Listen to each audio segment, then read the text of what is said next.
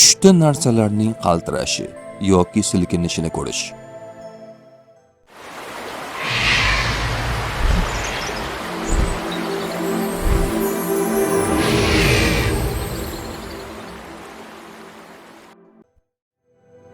Ibn Sirin aytadiki, tushida osmon silkinganini ko'rsa, o'sha diyorda fitna, zulm va fasod ko'p bo'lishiga ishoradir.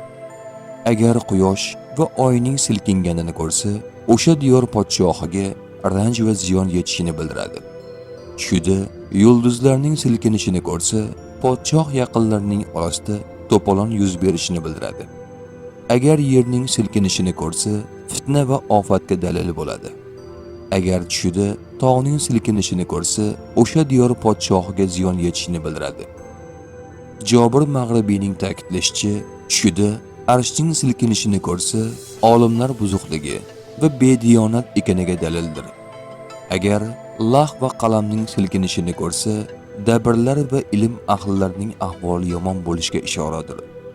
Agar tushida 7 qavat osmonning silkinishini ko'rsa, Haq subhanahu va taoloning g'azabi va azobiga o'sha diyor ahlining duchor bo'lishiga ishoradir.